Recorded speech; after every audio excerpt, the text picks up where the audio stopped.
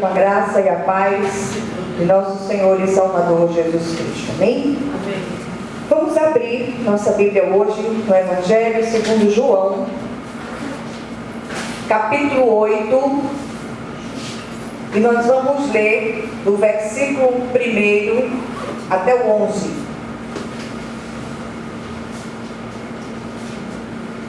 João 8, de 1 a 11. É um texto bem conhecido da palavra, todos conhecem essa história.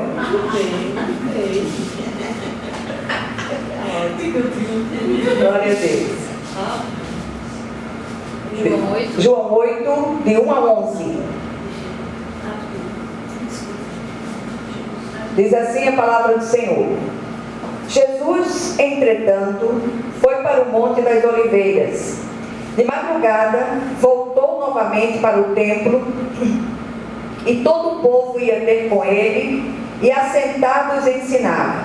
Os escribas e fariseus trouxeram à sua presença uma mulher surpreendida em adultério, e fazendo-a ficar de pé no meio de todos, disseram a Jesus: Mestre, esta mulher foi apanhada em flagrante adultério.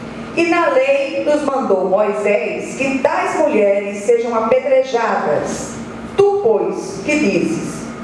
E isto diziam eles, tentando-o para terem de que o acusar. Mas Jesus, inclinando-se, escrevia na terra com o dedo.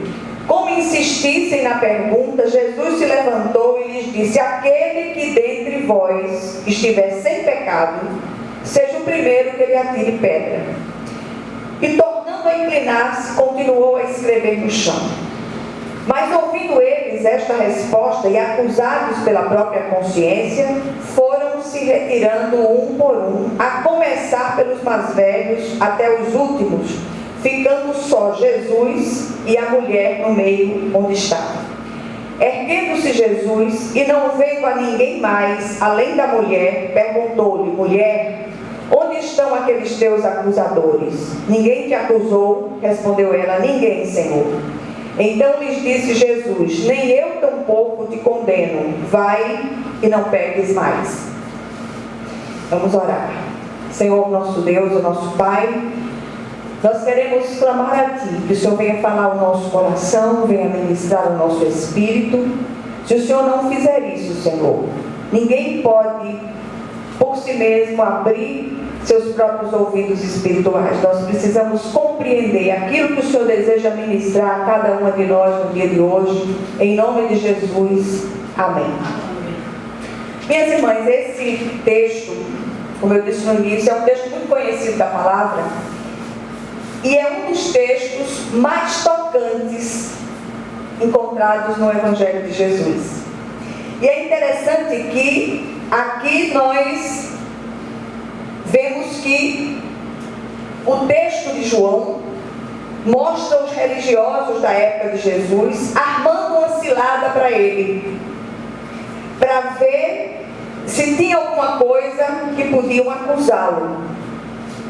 Jesus, sendo Deus, conhecendo-lhes os pensamentos e intenções do coração, reverte aquela situação numa das mais pungentes oportunidades de manifestação da sua graça perdoadora e do seu amor. Ontem, nós ouvimos à noite uma palavra trazida por Ruth, que falava sobre o amor. Não o amor como um sentimento, mas o amor como uma pessoa. Jesus é a encarnação do amor. E aqui nesse texto, nessa situação armada por aqueles religiosos, eles já estavam de olho em Jesus e queriam tirá-lo de circulação. E ali eles armam uma cilada e eles tentam arrumar de que acusar Jesus. E eles dizem: na lei diz que tais mulheres, eles trouxeram a mulher, aquilo tudo era uma grande armação, apanhada em flagrante adultério. Certamente, se foi em flagrante adultério, eles não iam se preocupar de enrolar aquela mulher, de vesti-la, não. Ela foi trazida como estava e apresentada diante de Jesus. E aquelas pessoas todas furiosas querendo que Jesus ordenasse o apedrejamento, porque na lei de Moisés, diziam eles, tais mulheres devem ser apedrejadas. A lei não dizia isso, a lei dizia que ambos deveriam ser apedrejados. Cadê o companheiro do pecado daquela mulher? Ele evadiu-se, ele não estava ali. Ela foi levada para uma situação deprimente, deplorável. E aí a gente para analisar a situação. Eu cada vez me convenço que o desejo de Deus é curar as nossas feridas mais profundas. E quem não tem? Se formos a Ele com sinceridade, inteireza de coração, deixando cair todas as máscaras e nos desnudando completamente diante de Sua presença, sairemos curados. Por que muitos não alcançam essa cura? Eu estou falando de cura interior, não estou falando de cura física. Muitos vivem uma vida miseravelmente infeliz. Pecar é fácil, em todos os sentidos. O difícil é lidar com a culpa. E muitos não alcançam essa cura por causa do peso da culpa que carregam. Seria tão simples que se nós entendêssemos que o amor encarnado, a graça viva de Deus, que é o Cristo, Ele é o perdoador por excelência. Não há pecado que o Senhor não possa perdoar. Apaga as transgressões e nos purifica de toda injustiça. Aí a gente começa a pensar nos pecados dos outros. Ah, mas fulano fez isso, o outro matou, o outro roubou. Eu não estou falando dos outros. O tratamento de Jesus, ele é no singular. Ele trabalha com indivíduos. E cada uma de nós aqui hoje tem guardado no coração determinadas coisas que precisam ir a Ele. Não é a ninguém não, é ao Senhor. Entra no seu quarto, fecha a porta do seu quarto, fala com seu pai que ouve em secreto, e seu pai que ouve em secreto lhe recompensará. Que a gente possa dizer: Senhor, sonda meu coração. Não importa se você tem uma experiência com Jesus, se você não tem, se você é uma cristã nova ou é uma cristã veterana, não importa isso. Vá ao Senhor e diga: Senhor, sonda meu coração, vê se há em mim caminhos maus, que certamente há. Nós pecamos por palavras, por pensamentos, por ações, por omissões, o tempo inteiro. Julgamentos. A gente não conhece o outro. Vocês estão aqui comigo esse tempo todo, mas eu não conheço profundamente cada uma de vocês. Cada uma de vocês tem uma história, cada uma de vocês carrega uma bagagem vida fora, e só o Senhor é aquele que conhece a profundidade dos nossos corações. A palavra nem chegou à nossa boca, Ele conhece. E o primeiro mandamento, o maior dos mandamentos, é amar ao próximo como a si mesmo. E eu fico pensando aquela cena, aquela situação. A Bíblia mostra muitas situações de pessoas que lidaram das mais diversas maneiras com a culpa e reagem das mais diversas maneiras também. Uns se esquivam como Adão, endurecem como Caim, fogem como Moisés, enlouquecem como Saul, comovem-se como Davi, choram amargamente como Pedro, suicidam-se como Judas, reconhecem e quebrantam-se como o filho pródigo, fazendo o caminho de volta para o Pai. Cada um age e reage de um modo próprio, mas é comum também transferir a culpa. Isso aconteceu por causa de fulano, de cicrano, de beltrano. Mas há sempre uma parcela nossa naquela situação.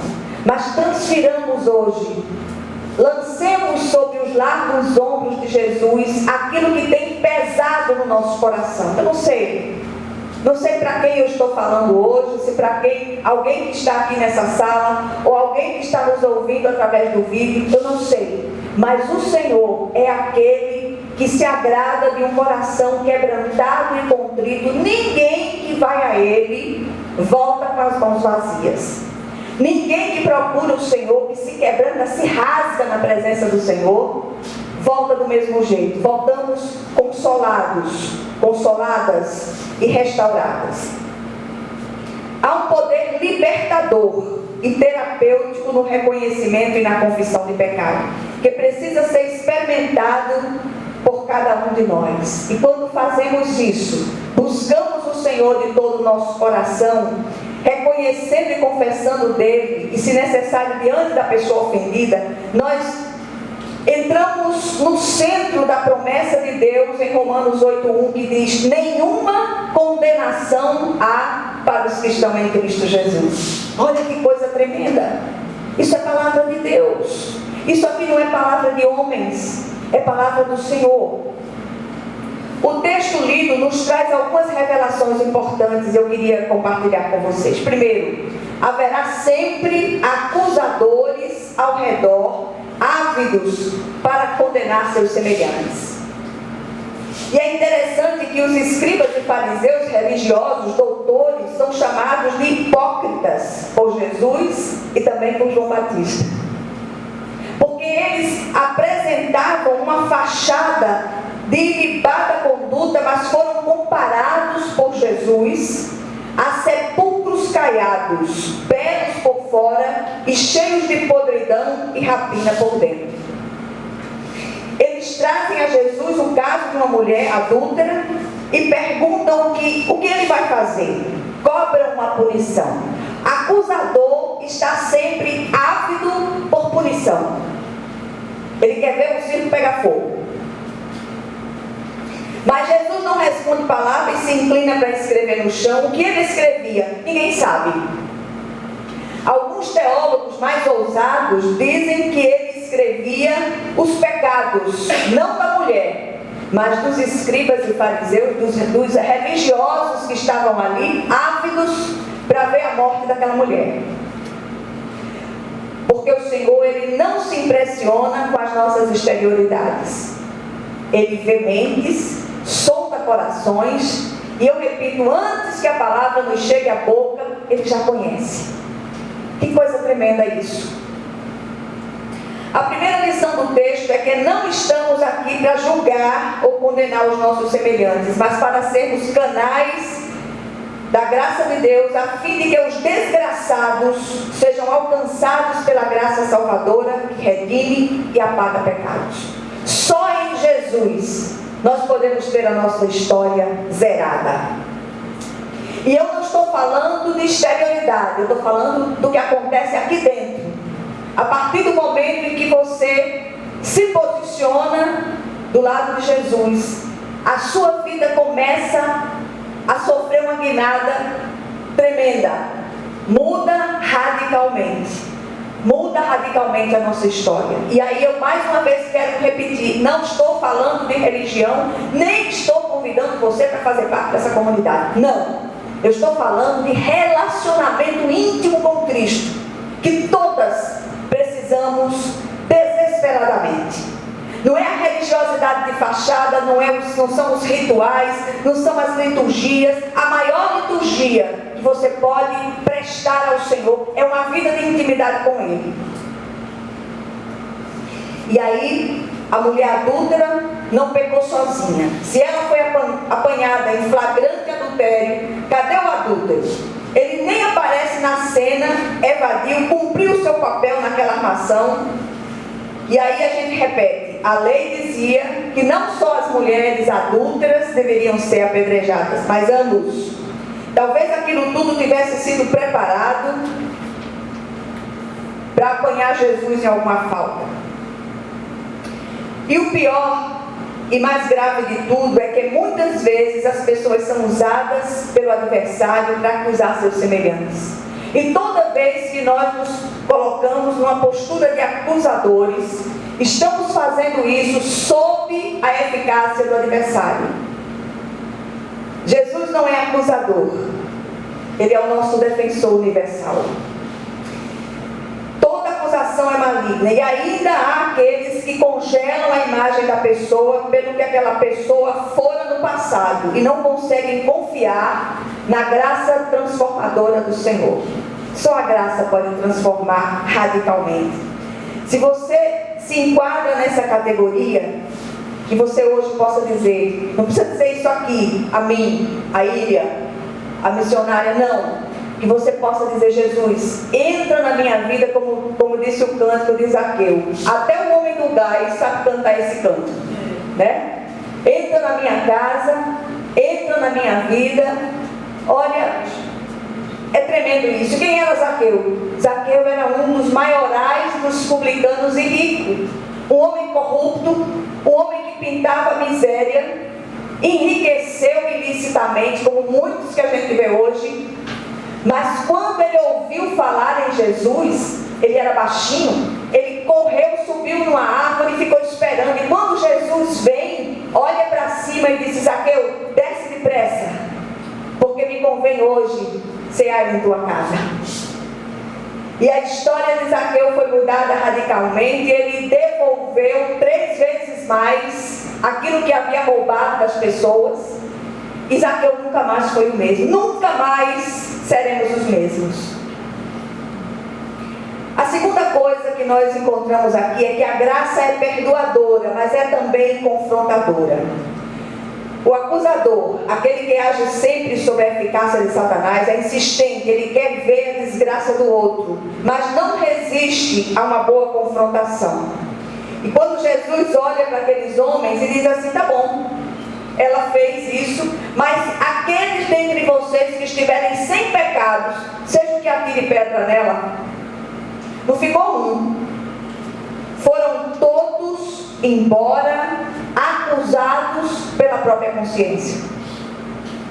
A terceira coisa, a graça pode alcançar o pior pecador, porque ela tem a medida do amor de Deus: largura, altura, comprimento e profundidade. O versículo 9, no seu final, diz que todos fugiram, acusados pela própria consciência. Note que a acusada não fugiu, ela se sentiu amada, apesar de sua nudez exposta. Esse texto, ele é tocante demais, ele mostra aquilo que nós ouvimos ontem: o amor de Deus em ação. Jesus ali não contemplou a nudez física daquela mulher, mas a nudez da alma dela. Ela teve a sua alma prescrutada pelo Senhor. Aquela mulher não era uma pessoa feliz, não podia ser. Aliás, ninguém vive em situação semelhante e consegue ser feliz. Talvez ela não enxergasse uma saída para a sua vida e contentava-se com as migalhas de sentimentos, com aquilo que sobrava da esposa legítima. Era usada sexualmente e não se dava conta disso. Note que o texto não diz que ela era uma prostituta que ganhava dinheiro vendendo o corpo, mas era adúltera. Ela dividia um homem com outra mulher. Ela vivia das sobras. Talvez este seja o seu caso hoje, aqueles que me escutam lá fora. E o Senhor veio trazer libertação. Além de toda a humilhação que era, a sua vida ainda foi usada para uma cilada preparada pelos religiosos contra Jesus. Jesus, ficando sozinho com aquela mulher, perguntou-lhe ternamente: onde estão aqueles teus acusadores? Ninguém te condenou? Ao que ela respondeu: ninguém, Senhor. Então lhe disse Jesus: nem eu tampouco te condeno. Vai e não peques mais. Perdão implica em abandono de pecados e em mudança de vida. Que o Senhor, Ele aplique essa porção da palavra aos nossos corações e que nós possamos fazer uma experiência com o Senhor. Chega em casa, fecha a porta do teu quarto e fala com o Senhor, que ouve e vê em secreto. Não precisa você compartilhar suas particularidades com ninguém. Compartilha com Ele. Deixa que Ele sonde, que Ele mude, que Ele transforme, que Ele prescrute o seu coração e que faça tudo novo em nome de Jesus. Amém? Vamos orar.